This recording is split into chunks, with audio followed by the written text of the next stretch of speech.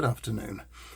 We are continuing our exploration of the Bible in days 30 to 52, looking at the way that the Bible is thinking about our human race's relationship with creation and how the nature imagery is used a lot in Scripture.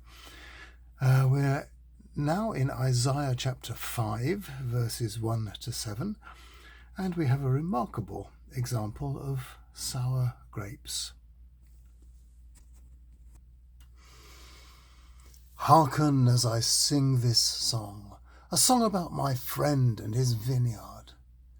My friend had a vineyard on an especially fertile hillside. He turned the soil over and removed the rocks, and there he planted choice vines.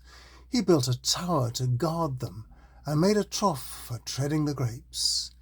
He waited whilst the grapes grew ripe, but every one turned out sour.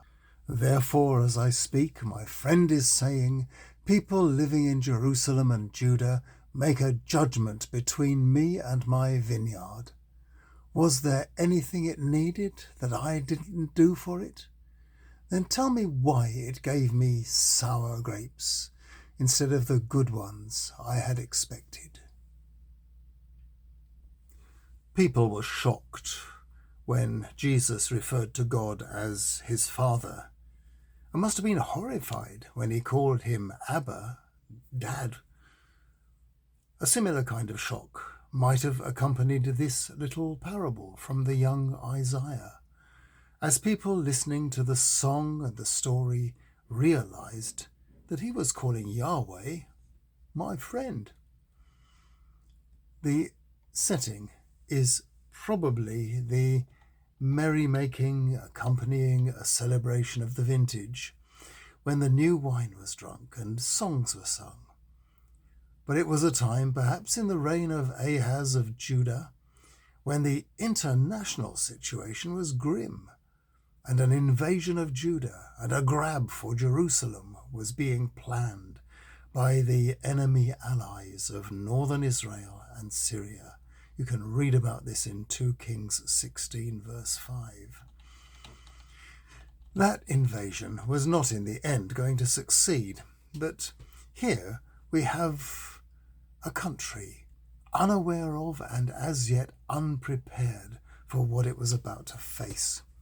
The young Isaiah has turned up at the party with a new song, full of satire and wit, saying that the country had relaxed too much and was distracted, enjoying itself without noticing what was happening.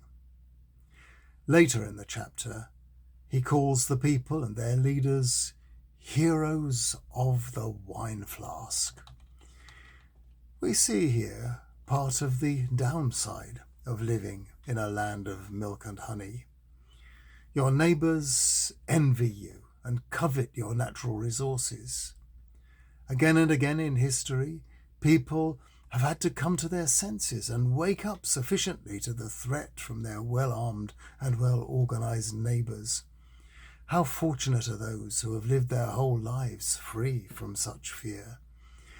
Daily we might be praying, give peace in our time, O Lord, while on the news refugees flee for their lives and missiles strike innocent homes.